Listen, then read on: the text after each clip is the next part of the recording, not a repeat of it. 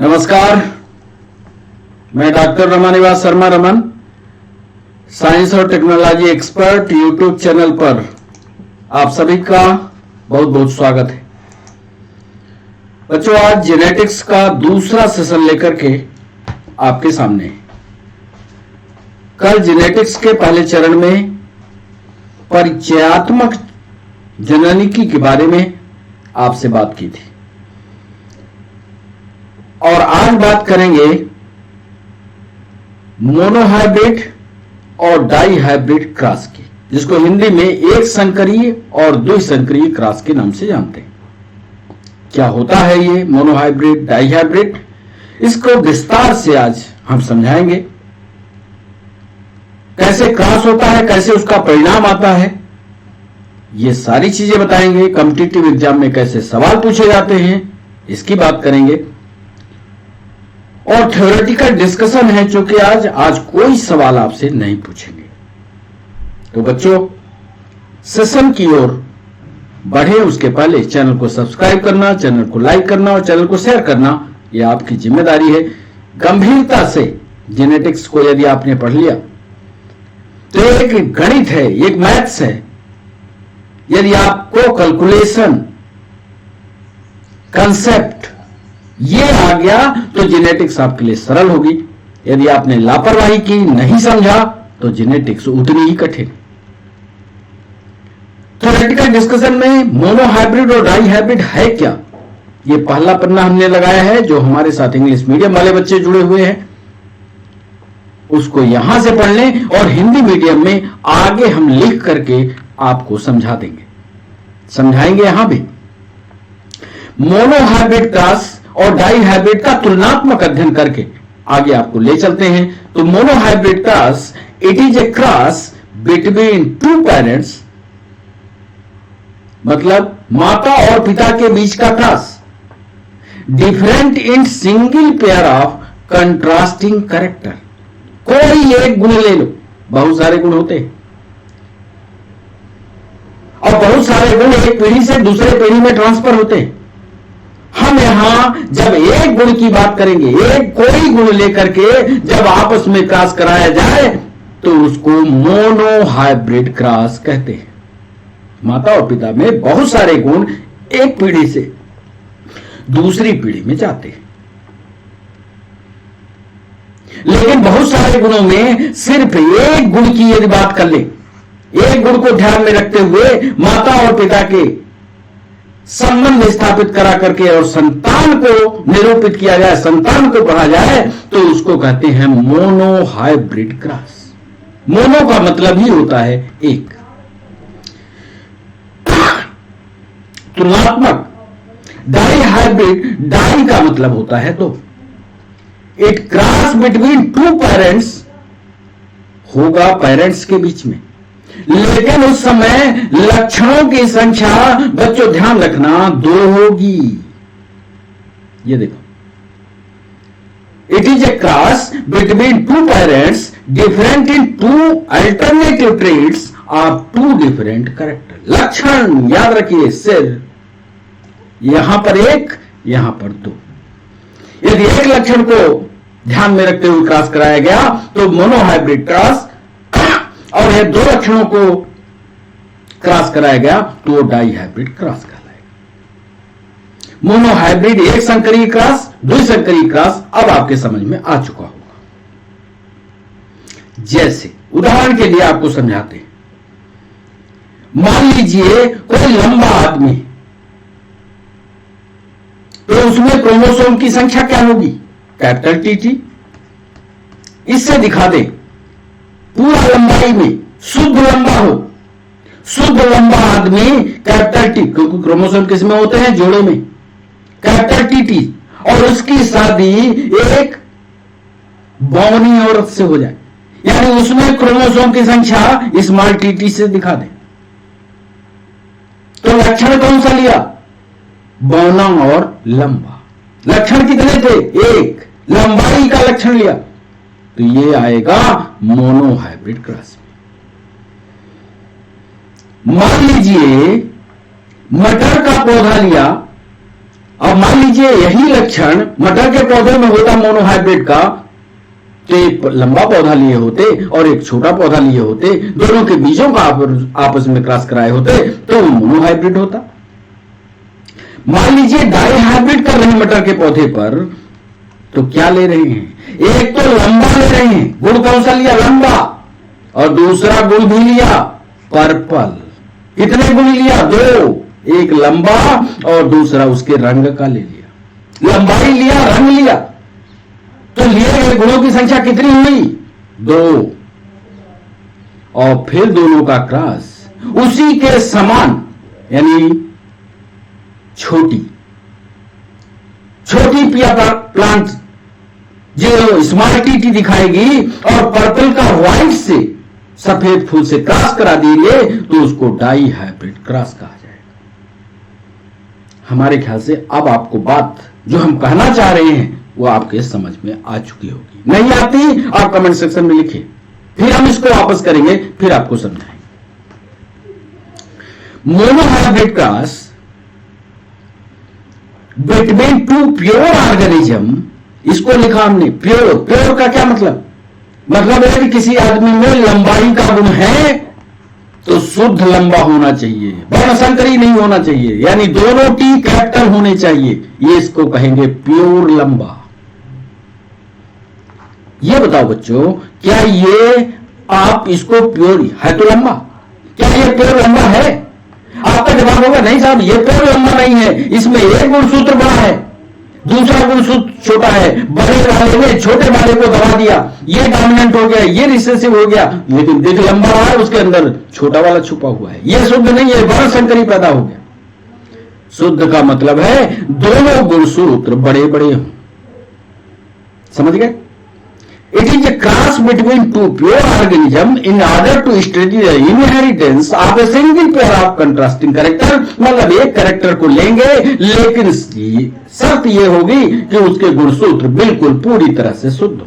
जैसे मान लो बौनापन, बौनेपन का गुण दोनों टी स्मॉल होने चाहिए, ये दोनों टी स्मॉल हैं, तो ये डार्विनिज्म का कैरेक्टर है, ये शुद्धता का लक्षण है, ये शुद्ध।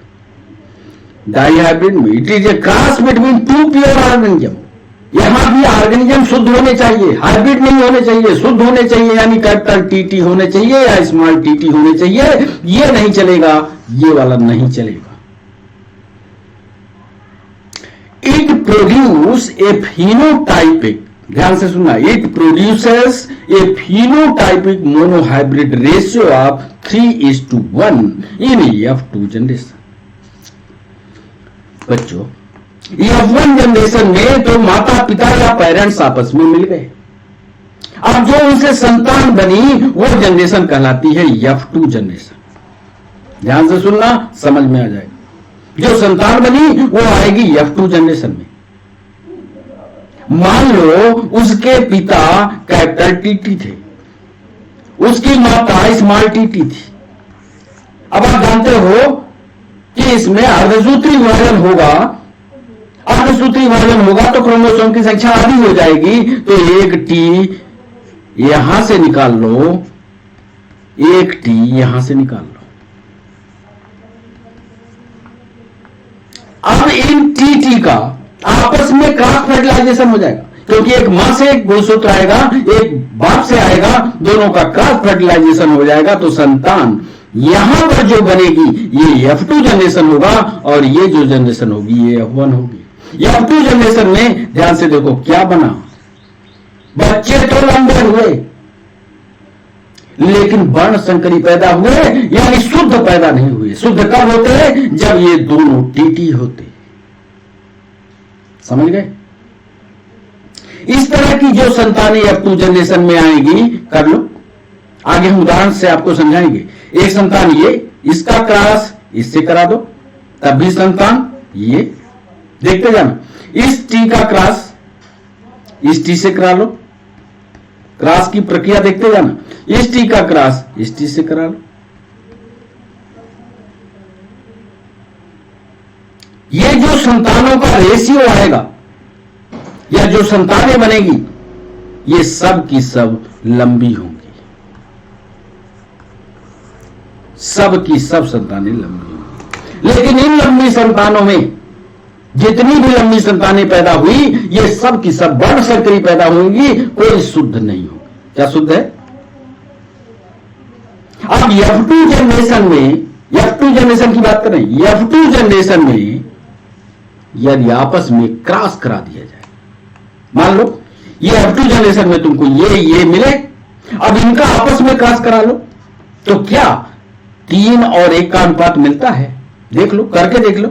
T और T लिया, दूसरी एक संतान उठाया, T और T लिया, अब इससे 2 स्पर्म बने, T, एक छोटा वाला T, इससे भी एक बड़ा वाला T, एक छोटा वाला T। अब क्रॉस कराना शुरू करो, पहले वाले T से इसका क्रॉस कराओ, कैपिटल T स्मॉल t लंबा, फिर इस T का क्रॉस इस T से करा लो, ये दोनों TT शुद्ध, फिर इस T का क्रॉस इस T से कराओ, ये दोनों TT, सॉरी अब ये तो एक बार हो चुका, ये दोनों TT नहीं। अब इस T का क्रॉस, ये वाला क्रॉस नहीं, इस T का क्रॉस इस T से कराओगे तो एक कैपिटल T एक स्मॉल t, इस T का क्रॉस इस T से कराओगे तो दोनों छोटे t। यहां पर ये क्रॉस दिख रहा, यहां पर ये क्रॉस देखना, तो इस क्रॉस में जो अनुपात पाओगे, इसमें 3 अनुपात, यहां थोड़ा स्पष्ट नहीं हो रहा है, इसको काट लो, यहां दूसरी जगह करते हैं साफ सुथरी जगह में और फिर आपको समझाते हैं। इधर आ जाओ, 2 क्रॉस हो रहे हैं, T T T T। अब इसमें गैमेटोजेनेसिस होगी तो एक कैपिटल T आया, एक स्मॉल t आया, यहां पर एक कैपिटल T आया, एक स्मॉल t आया। अब इस T का क्रॉस, पहले वाले का क्रॉस इसके पहले वाले से कराया तो कैपिटल TT, फिर इस T का क्रॉस इस वाले T से कराया तो कैपिटल T स्मॉल t, फिर इस T का क्रॉस इस T से कराया तो कैपिटल T स्मॉल t, और इस T का क्रॉस इस T से कराया तो स्मॉल t। अब यहां पर यह देखना है, परिणाम देखना, यहां पर कितनी संतानें लंबी है। इसमें देखो तो ये लंबी है, ये लंबी है, ये लंबी है और ये छोटी है। तो यदि लंबी अनुपात ठिगनी लगाना है, लंबी अनुपात ठिगनी का अनुपात निकालना हो तो लंबी के साइड में कितना लिखोगे? 1 2 3 3। अनुपात ठिगनी कितनी है? 1। तो देखो अनुपात मिला ना, 3 अनुपात 1। लेकिन यदि शुद्धता को लेकर के बात करोगे तो इसमें शुद्ध सिर्फ 2 संतानें हैं। ध्यान से देखो, शुद्ध है ये वाला T और ये वाला T, अशुद्ध है तो इस पर ये जो शुद्धता को लेकर के होगा वो कहलाएगा जीनोटाइप। जो बाहर से देख करके मिल रहा है संतानों की का अनुपात वो कहलाता है फिनोटाइप। याद रखना। आओ बैक लिए चलते हैं आपको। ये कह रहा है it produces A phenotypic monohybrid ratio of 3:1 in F2 generation. F2 generation में बाहर से देखने पर फिनोटाइपिक रेशियो देखने पर 3 अनुपात 1 का परिणाम प्राप्त होता है, जबकि डाइहाइब्रिड का अभी करके आपको दिखाएंगे जो फिनोटाइपिक रेशियो होता है वो 9:3:3:1 होता है। अभी करके दिखा देंगे, चिंता मत करो। It produce a genotypic ratio, ध्यान से देख लो। अभी हम जो उधर जीनोटाइप की बात कर रहे थे, यदि इनके अंदर तक जीन को की संरचना को पढ़ा जाए तो उसमें देखो 2 बिल्कुल शुद्ध हैं और 2 बिल्कुल अशुद्ध हैं। देख लो इस चित्र में, देखो ये शुद्ध है, ये शुद्ध है, तो दो शुद्ध हो गए और दो अशुद्ध हो गए। तो यहां वही चीज लिखा, ये शुद्ध अनुपाते ये दो अशुद्ध अनुपाते एक शुद्ध। समझ गए? बिल्कुल मैथमेटिकल कैलकुलेशन है। यदि आप ईमानदारी से पढ़ोगे तो जेनेटिक्स जैसा सरल कोई विषय आपको नहीं मिलेगा। यही यहां भी लिखा है, इट प्रोड्यूस जीनोटाइपिक रेशियो। चूंकि दो गुण लेकर के चलते हैं इसलिए इसका यहां 3 दिख रहा है, यहां उसका जस्ट डबल से भी ज्यादा दिखेगा। 1 अनुपाते 2 अनुपाते 1 अनुपाते 2 अनुपाते 4 अनुपाते 2 अनुपाते 1 अनुपाते 2 अनुपाते 1। ये सब करके आगे हम आपको बताएंगे। तो ये थ्योरेटिकल डिस्कशन का नोट्स जो बनाना, समझना, इसको नहीं समझ में आएगा तो कमेंट सेक्शन का उपयोग करना, हमें बताना। मोनोहाइब्रिड क्लास को एक चित्र से बनाए। तो ये चित्र हमने आपके लिए बनाया। एक तरफ मां को शामिल किया, ये देखो, एक तरफ मां थी, एक तरफ बाप था। मां के अंदर जो गुणसूत्र थे, अब ये आप कह सकते हो कि ये मां के जो गुणसूत्र हैं ये शुद्ध है क्या? यहां पर देखने पर यह लग रहा है कि मां बिल्कुल पूरी तरह से शुद्ध नहीं है, प्योरिटी नहीं दिख रही। क्या प्योरिटी दिख रही? यह प्योरिटी दिखती तो दोनों कैपिटल एफ होते। इम्प्योर है।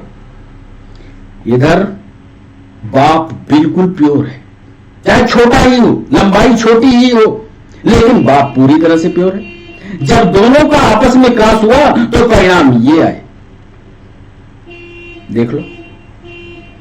यफ जो है वो ब्राउन को दिखाता है, यहां से याद रखना। यफ जो है कैपिटल एफ, ये भूरा है। स्मॉल एफ जो होता है, अच्छा, ये भूरा जो है डोमिनेंट है, डोमिनेंट है। और व्हाइट जो है वो रिसेसिव है, मतलब भूरा जो है सफेद वाले को दबा देगा, रहेगा गुण लेकिन भूरा सफेद को दबा देगा। यहां यही हो रहा है। यदि ये डैड और मॉम के साथ क्रॉस फर्टिलाइजेशन हुआ तो कैपिटल एफ पहुंचा, तो कैपिटल एफ ने स्मॉल एफ को दबा दिया, यानी पूरी तरह से यह संतान भूरी पैदा हुई। दूसरी संतान भी देख लो, यह पूरी तरह से ब्राउन पैदा हुई। तीसरी संतान को देख लो, ये पूरी तरह से व्हाइट पैदा हुई, ये भी संतान पूरी तरह से व्हाइट पैदा हुई। यदि ऐसी संतान की आपस में, मान लीजिए ये भूरा बाप था, भूरा सॉरी ये सफेद कलर का सफेद पिता था और ये भूरी मां थी। भूरी मां और सफेद पिता के बीच में जब बच्चे हुए, उसमें 50% chance baby will be white fur. उनका जो बच्चा होगा उसमें 50% चांस ये है कि जो उनके पंख होंगे, जो ऊपर के हेयर्स होंगे, वो 50% सफेद होंगे, 50%। और 50% चांस ये है कि ब्राउन होंगे, जबकि डैड जो है वो पूरी तरह से व्हाइट है। ये कहलाता है। एक लक्षण को लेकर के इसको समझाएं। आगे और सरलता से आपको समझाएंगे। डाइहाइब्रिड क्लास में यहां ध्यान से देखो, हमने 2 गुणों को लिया। 2 गुणों में एक तो बीज आप देख ही रहे हो, गोलाकार है, यह बीज टेढ़ा मेढ़ा है। इस बीज का कलर जो हम मान रहे हैं, येलो दिख रहा है, येलो, और पूरी तरह से गोल्ड। जितना कैपिटल लिख रहे हैं वो सब डोमिनेंट है, वो सब प्रभावी है। ग्रीन वाले को देख लो, स्मॉल वाई लिखा और स्मॉल आर लिखा, यानी रिंकेड है, टेढ़ा मेढ़ा है, अप्रभावी है। और स्मॉल वाई से ध्यान रखना, स्मॉल वाई से हम ग्रीन कलर को दिखा रहे हैं। अब यदि ऐसी 2 गुणों को लेकर के आपस में माता और पिता का क्रॉस कराते हैं तो संतान का की स्थिति क्या होगी, ये देखो। पहले यौवन जनरेशन में देखोगे तो यौवन जनरेशन में ये जो संतान पैदा होगी, ये पीली होगी और राउंड होगी, क्योंकि F1 जनरेशन में मेंडल का पहला नियम काम करता है, प्रभाविता का नियम। जो प्रभावी होगा वो अप्रभावी वाले को दबा देगा। क्या प्रभावी था? यहां पर गोलाकार चीज प्रभावी थी, यहां पर पीला कलर प्रभावित था। ये दोनों ने क्रॉस कर लिया तो ये जो बीज बना, हालांकि ये शुद्ध बना, लेकिन ये प्रभावी लक्षण येलो और पीला कलर दिख गया। अभी F2 जनरेशन के लिए इनको छोड़ दिया गया, यानी इन दोनों को आपस में क्रॉस करा दिया गया। तो देखो, जब क्रॉस कराओगे इन दो को तो चार चार बनेगी। ये देखो, by R by R by R by R, इधर भी देखोगे तो by R by R by R by R, ये तुमसे बन जाएगा। यदि आपने ये चारों क्रॉस कराए, जरा देखो, ये बाई आर, ध्यान से देख लो, और ऐसा ही दूसरा क्रॉस करना, मतलब समझ रहे हो क्या? देखो, बाई,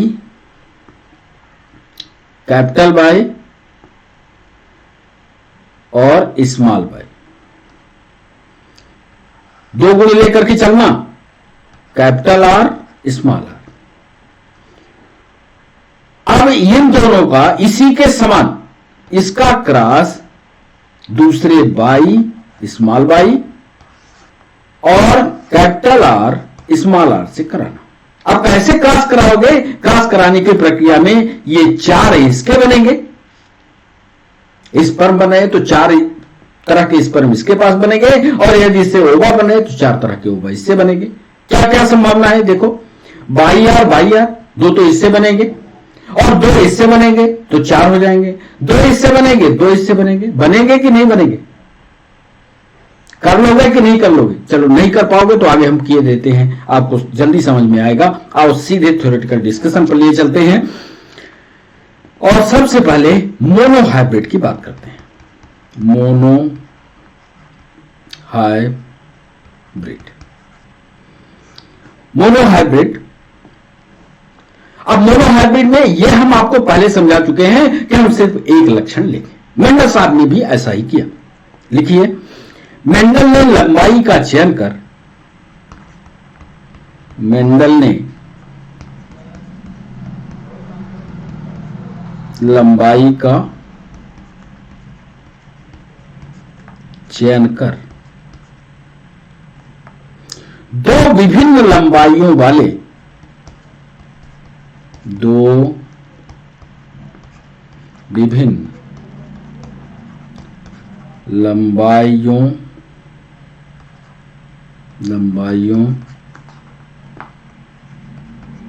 वाले पौधों को लिया।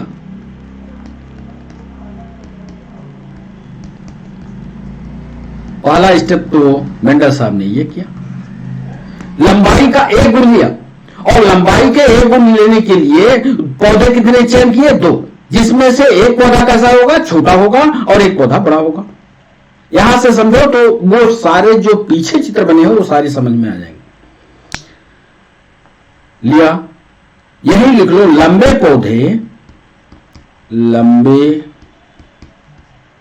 पौधे यानी कैपिटल टीटी एवं बौने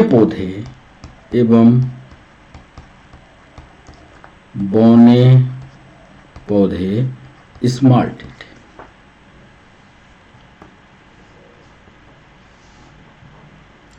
अब दूसरा पॉइंट देखना। अब दूसरे पॉइंट को पहले लिख लो, फिर हम चित्र के द्वारा इसको क्रॉस करा करके आपको दिखाते हैं।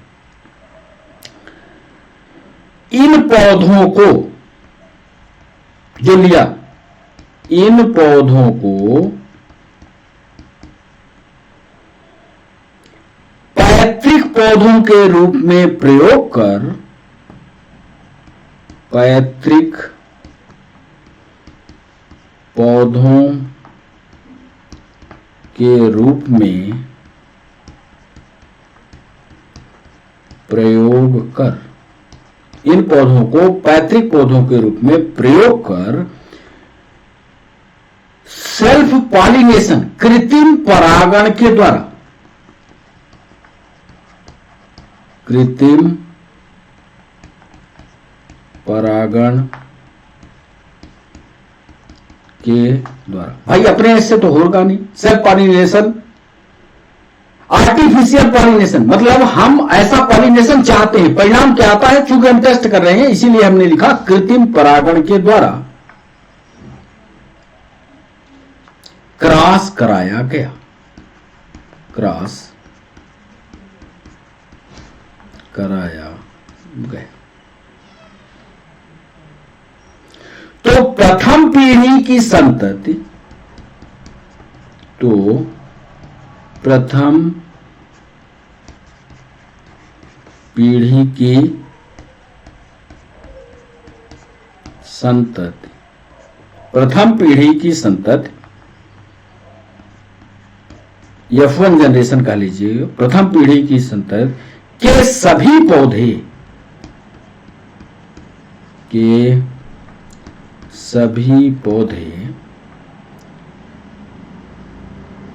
पैतृक पौधों के समान, पैतृक पौधों के समान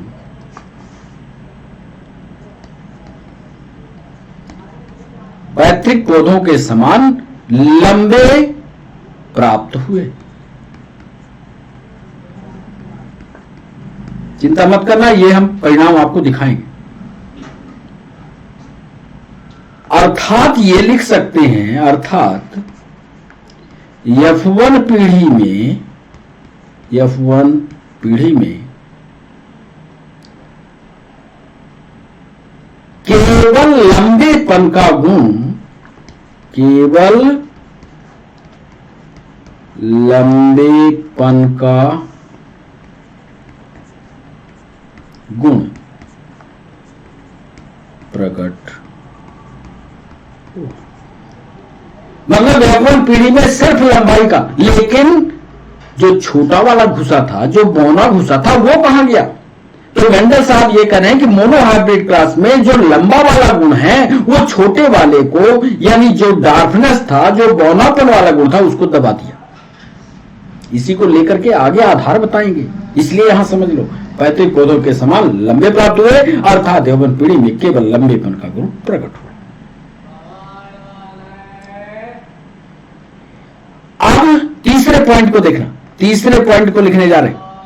अब ये जो संतान पैदा हुई, वर्णसंकरी जो पैदा हुए, शुद्ध तो होंगे नहीं, वर्णसंकरी पैदा होंगे। ये जो वर्णसंकरी पैदा हुए, अब इनका क्रॉस कराने जा रहे हैं मेंडल साहब। F1 पीढ़ी के लंबे पौधों में, F1 पीढ़ी के लंबे पौधों में, F1 पीढ़ी के लंबे पौधों में सेल्फ पॉलिनेशन कराया गया, मतलब इनको स्वतंत्रतापूर्वक छोड़ दिया गया और यह कहा गया कि जब पॉलिनेशन होगा तब देखा जाएगा। सेल्फ पॉलिनेशन कराएगा, यहां मजबूर कर दिया गया पॉलिनेशन के लिए, यहां सेल्फ कराएगा। F1 ध्यान रखना, यह कॉम्पिटिटिव एग्जाम में पूछता है। F1 पीढ़ी में क्रॉस था, आर्टिफिशियल था कि सेल्फ था? याद किए रहना, कृत्रिम परागण था शुरुआत में। F1 पीढ़ी के जो लंबे पौधे आए उसमें सेल्फ पॉलिनेशन कराया गया, पौधों में सेल्फ पॉलिनेशन या स्वपरागण कराया गया, सेल्फ पॉलिनेशन कराया गया।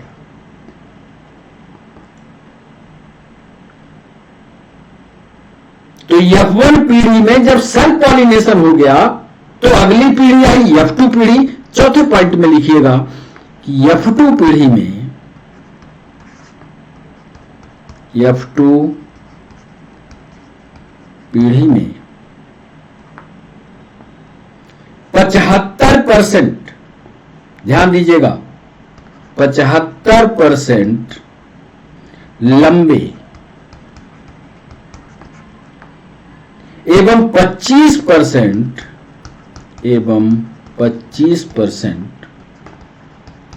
बौने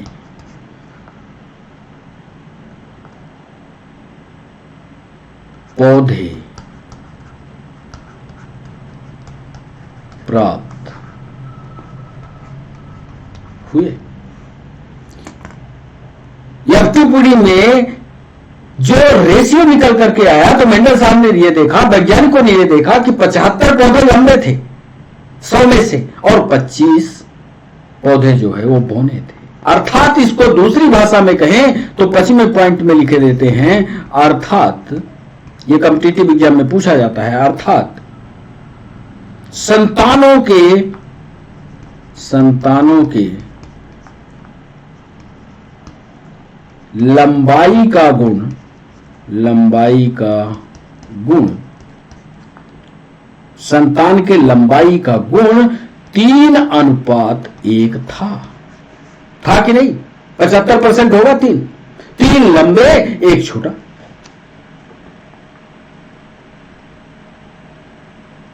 अब मेंडल साहब का जो परिणाम था उसको देखिए। जब मेंडल ने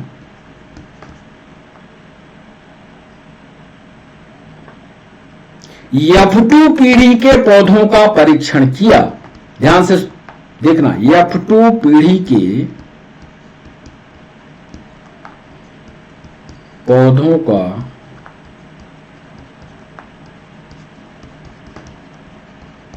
परीक्षण किया। अब बोले साहब ये 3 और 1 का अनुपात है, तो मेंडल साहब ने F2 पीढ़ी को देखा कि F2 पीढ़ी में क्या हुआ कि 3 और 1 का अनुपात है। तो F2 पीढ़ी का पौधों का परीक्षण हुआ, तो देखते क्या है, इनमें से 25% परीक्षण किया तो ज्ञात हुआ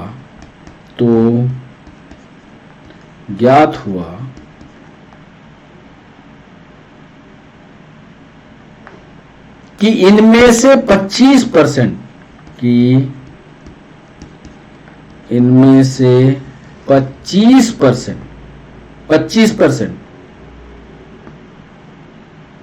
पौधे शुद्ध लंबे,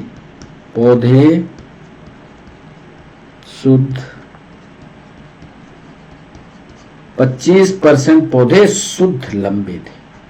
मतलब उनका जीनोटाइपिक यानी अंदर के अंदर क्रोमोसोम जो थे वो बिल्कुल प्योर थे, वर्णसंकरी नहीं थे, अशुद्ध नहीं थे। 25% पौधे शुद्ध लंबे, 50%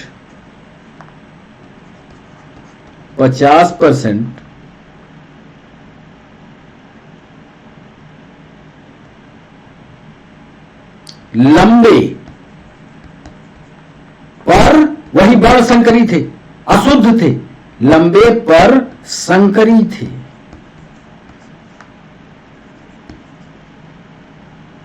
एवं 25%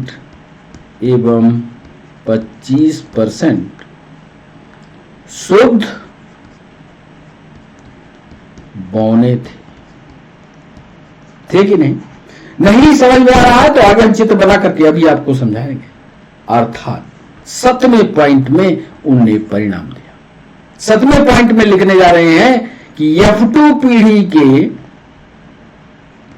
ये भी परीक्षा में आता है, F2 पीढ़ी, समझ रहे हो? F2 पीढ़ी माने F1 पीढ़ी में जो क्रॉस हुआ था, F2 पीढ़ी, जिस पर हमने जीनोटाइप और फिनोटाइप डिस्कस किया है। फिनोटाइप का मतलब आपके शरीर की बाह्यतम रचना, जीनोटाइप का मतलब अंदर घुस के जो रचना में। F2 पीढ़ी के संतति पौधों में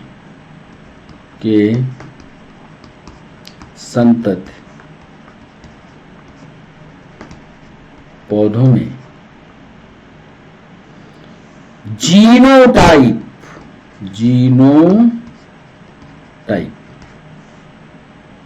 मतलब अंदर की संरचना, जीनोटाइप का अनुपात 1:2:1 था।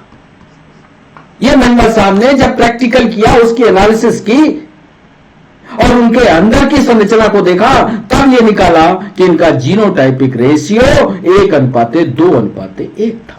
यदि यहीं पर सवाल आपसे पूछ लिया जाए कि इनका फिनोटाइपिक रेशियो क्या होगा, तब आपका जवाब क्या होगा? तब आप जवाब दोगे कि इनका फिनोटाइपिक रेशियो 7:3:1 होगा। क्यों? कि लंबाई पर है, बाहर से हमको दिखता है तो वो फिनोटाइप है, और ये अंदर जाकर के एनालिसिस करनी पड़ती है गुणसूत्र की, इसलिए जीनोटाइप।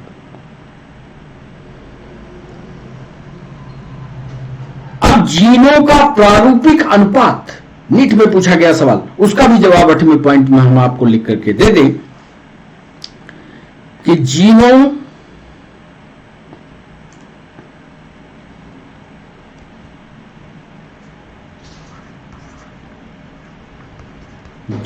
का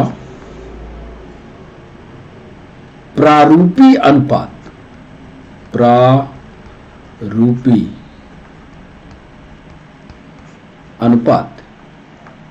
कैसे आप अनुपात बनाओगे, ये आगे भी हम आपको समझाते रहेंगे।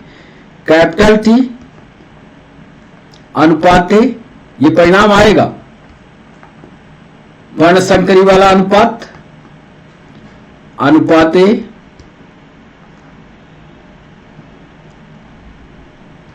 Small T. ये अनुपाते तो एक है, क्योंकि टोटल नंबर ऑफ स्पीसीज या जात की संख्या कितनी होगी? 4। 1 अनुपाते इस तरह की संतानें कितनी बन रही हैं? 2। 1:2:1।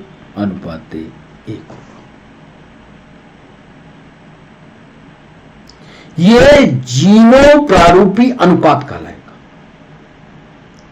जब सवाल नीट में या पीएचडी में पूछा जाए तो ये देख लो कि ये जीनो प्रारूपिक अर्थात जीनोटाइपिक रेशियो पूछ रहा है, जीनोटाइपिक पूछ रहा है कि फिनोटाइपिक। जीनोटाइपिक रेशियो है, समझ गए? 9वें पॉइंट पर यह भी बता दें कि फिनोटाइपिक रेशियो क्या होगा, अलग से लिख करके बता रहे हैं। फिनोटाइपिक रेशियो क्या होगा, या इसको हिंदी में कहते हैं लक्षण प्रारूपी अनुपात। ये तो आप बता दोगे, बोलो लक्षण प्रारूपी अनुपात क्या होगा?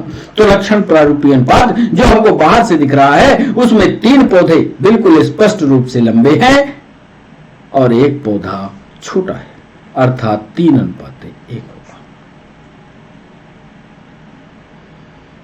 यानी फिनोटाइपिक रेशियो अलग, जीनोटाइपिक रेशियो अलग, F1 जनरेशन की स्थिति अलग, F2 जनरेशन की स्थिति अलग होती है। अब जो हमने इधर कहा, क्या कहा कि मैंगल ने लंबाई का चयन कर 2 विभिन्न लंबाइयों के पौधों को लिया। लंबे पौधे को कैपिटल टीटी से दिखाया और बौने पौधे को स्मॉल टी से दिखाया। ये आइए इसका प्रैक्टिकल एक्सपीरियंस करके आपको समझाते हैं। क्या था हमारे पास? Capital T.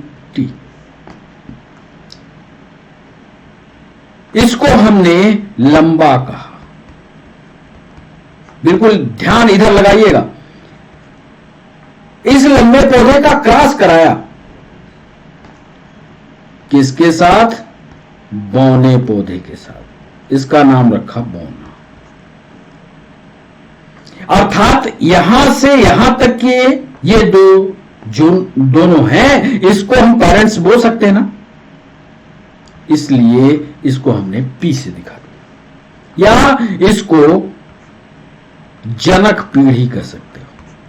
जनक पीढ़ी, पेरेंटल जनरेशन इसको कह सकते हैं, जनक पीढ़ी।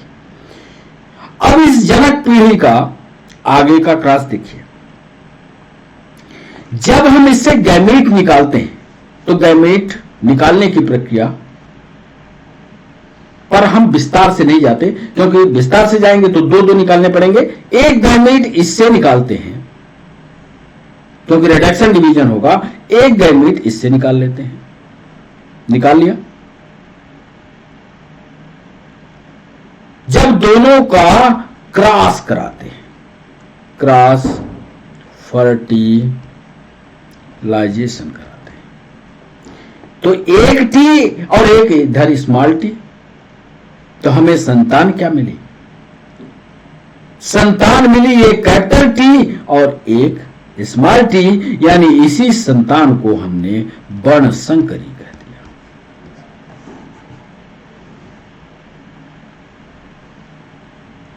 अब ये जो वर्णसंकरी पैदा हुआ, अब इसी वर्णसंकरी को हम आगे के स्टेप में जो हमने इधर लिखा पैतृक पौधों के रूप में प्रयोग किया, कृत्रिम परागण के द्वारा क्रॉस कराया, तो प्रथम पीढ़ी यौवन के सभी पौधे प्रतीक के समान लंबे प्राप्त हुए। ध्यान से देखिए, यदि ये लंबा है तो लंबे गुण को कैपिटल टी दिखा रहा है, ये छोटा है तो छोटे गुण को स्मॉल टी दिखा रहा है। लेकिन जब ये दोनों आपस में मिले तो छोटा टी भी आया, लेकिन बड़े टी ने छोटे टी को दबा दिया। अक्सर यहां भी, संसार में भी ऐसा होता है। संसार में जो ताकतवर आदमी होता है, लंबा आदमी है, उसने छोटे वाले को दबा दिया। यहां भी प्रकृति का भी नियम है, जिसकी लाठी उसकी भैंस। जो ताकतवर है वही सब कुछ करेगा। छोटा दब गया, बड़ा संकरी पैदा हुआ, छोटा दब गया, और संतान जो दिखी दुनिया को वो सिर्फ लंबी दिखी। अब इन वर्ण संकरियों को आपस में क्रॉस कराएंगे। एक संतान तो करके दिखा दिया, इसी तरह से एक दूसरी संतान भी तो बनती, एक दूसरी संतान भी इससे बनती, एक यही संतान इस तरह से बनती। और जब इन दोनों का आपस में क्रॉस कराया गया तो क्या हुआ, ये देखिए। एक था हमारे पास टी टी, ये वाला टी टी लिया, एक और टी टी लिया, एक और टी टी लिया। अब इस टी टी के बीच में आपस में क्रॉस कराते हैं। कराया, क्या बना? एक कैपिटल टी, एक स्मॉल टी। यहां से क्या बना? एक कैपिटल टी, एक स्मॉल टी। अब देखिए क्रॉस कराने का तरीका देखिए, यहां तो जगह है। इस टी का क्रॉस कराया हमने सबसे पहले इस टी के साथ, एक तरफ से क्रॉस कराया करिए, फिर इसी टी का क्रॉस कराया इस टी के साथ, फिर इस टी का क्रॉस कराया इस टी के साथ, फिर इस टी का क्रॉस कराया इस टी के साथ। टोटल संतानें 4 बननी चाहिए, बन रही हैं। इस टी का जब इस टी के साथ क्रॉस कराया तो कैपिटल टी मिला, यानी पूरी तरह से विशुद्ध रूप से, शुद्ध रूप से लंबी संतान प्राप्त हुई। दूसरे के पोजीशन में देखिए, जब इसी टी का क्रॉस इस टी के साथ कराया तो संतान तो पूरी तरह से लंबी थी, लेकिन शुद्ध नहीं थी, अशुद्ध थी, वर्णसंकरी थी। तीसरे में क्या हुआ? जब इस टी का क्रॉस इस टी से कराया तो यह संतान भी लंबी थी, लेकिन शुद्ध नहीं थी। और जब अंतिम रूप से क्रॉस कराया तो दोनों स्मॉल टी थी, यानी विशुद्ध रूप से छोटी थी, बौनी थी, विशुद्ध रूप से शुद्ध थी। तो F2 जनरेशन क्या कहा? जो आपने उधर लिखा, देख लो F2 जनरेशन में आपने क्या लिखा। F2 जब मेंडल ने इन पौधों को पैतृक रूप से, यौवन के सभी पौधे पैतृक पौधों के समान लंबे प्राप्त हुए, और फिर यौवन पीढ़ी में केवल लंबेपन का गुण प्रकट हुआ। ये आपने उधर लिखा, देख भी लिया। यौवन पीढ़ी के लंबे पौधों को सेल्फ पॉलिनेशन कराया गया। जो यौवन में पौधा है ना, वर्णसंकरी वाला, उसको स्वतंत्रता पूर्वक छोड़ दिया गया। कभी वक्त आएगा तो ये आपस में पॉलिनेट करेगा, मतलब स्वतंत्रता पूर्वक आपस में जनन कराया गया। तो F2 पीढ़ी में क्या हुआ? 75% लंबा, देख लो 75% लंबे हैं इसमें। ये लंबा है, ये लंबा है, ये लंबा है। तो यदि ये इसको 100 मान लें तो ये लंबा, ये लंबा, ये लंबा, तो 75% हुआ ना। 25% छोटा, आपने ऐसा लिखा भी है, ये देख लीजिए। क्रॉस कराया गया तो 75 लंबे 25% बौने प्राप्त हुए। अर्थात संतानों का लंबाई का गुण जो है 3 और 1 का था। देख लो यहां पर 3 ये लंबे, 1 2 3 लंबे और 1 छोटा। यह अक्सर कॉम्पिटिटिव एग्जाम में पूछा जाता है।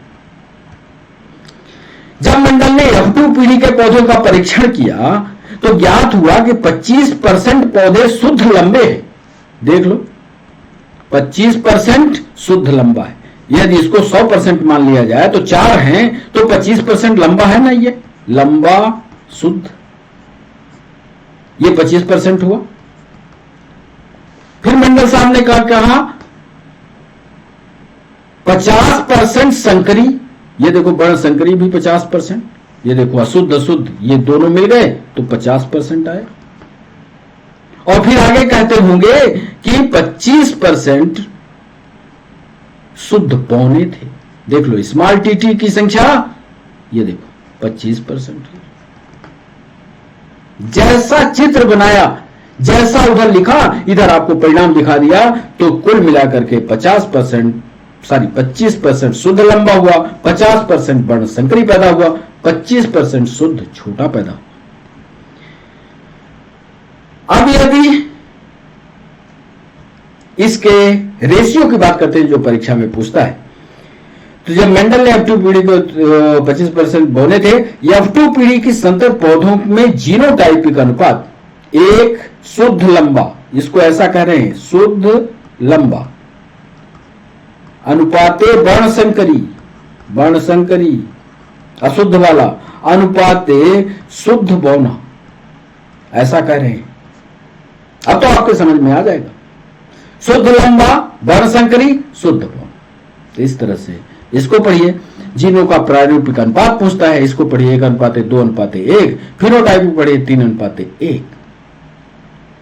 और यदि इसको एक बोर्ड के सामने आपको दिखाना पड़े, बोर्ड पर बताना पड़े, तो बोर्ड में कैसे बताओगे यह भी बता करके, अब चूंकि क्लास लंबी जा रही है इसलिए रोक देंगे यही क्लास को, और डाई हाइब्रिड वाला सेशन अगला कल ले आएंगे।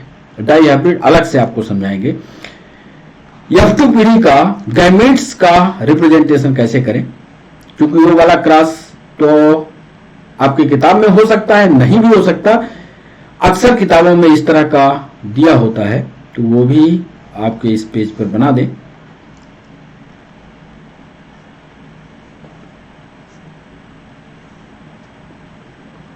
इधर लिख देते हैं गैमीट, ये गैमेट्स,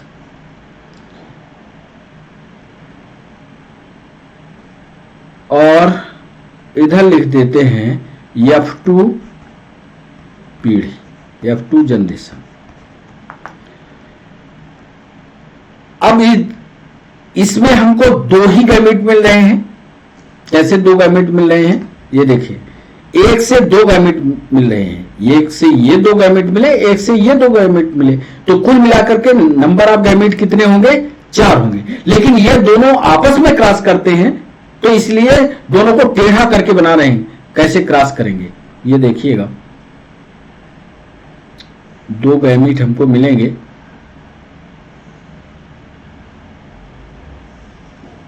एक गैमेट का नाम होगा कैपिटल टी, एक गैमेट का नाम होगा स्मॉल टी। ये यहां लिख देते हैं युग्मक, यहां भी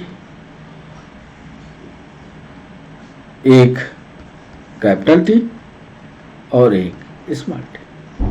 अब इन दोनों को क्रम से आपको क्रॉस कराने में और सहूलियत हो जाए, ये टी लीजिए, ये टी लीजिए, लिख दीजिए, हम लिख दिया, लो साहब कैपिटल टी यानी शुद्ध लंबा। फिर इस टी का क्रॉस इस टी से कराया, तो ये कैपिटल टी एक स्मॉल टी। लंबा तो है साहब, लेकिन छोटेपन का गुण घुसा हुआ है, घुस गया। फिर यहां पहुंचते हैं तो ये स्मॉल टी और कैपिटल टी। साहब ये लंबा तो है, पर डार्कनेस का कैरेक्टर इसके अंदर घुसा हुआ है। फिर यहां पहुंचते हैं तो पूर्ण रूप से, विशुद्ध रूप से बोना। अब यहां भी यदि आप कैलकुलेट करोगे तो यहां का भी कैलकुलेशन आपका फिनोटाइप यानी बाहर से जो कुछ दिख रहा बाहर से वो 3:1 ही आएगा। और यदि इसका जीनोटाइप देखोगे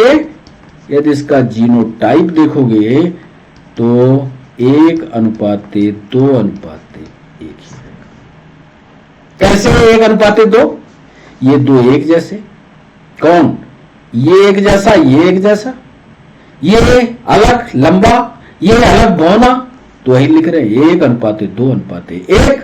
फिनोटाइप में लिख रहे हैं 3:1। इस तरह से आज के सेशन में सिर्फ मोनोहाइब्रिड क्लास करते हैं। मोनोहाइब्रिड ही आप पढ़ो, इसका नोट्स बनाओ, हमें दिखाओ, समझो इसको, और कल का सेशन जब लाएंगे तब शामिल करेंगे डाईहाइब्रिड क्लास को। तो बच्चों, आप हमारे साथ जुड़े, इसके लिए सभी बच्चों का बहुत बहुत शुक्रिया। फिर होती है डाईहाइब्रिड क्लास के साथ हमारी और आपकी मुलाकात। तब तक के लिए बच्चों बाय बाय, नमस्कार।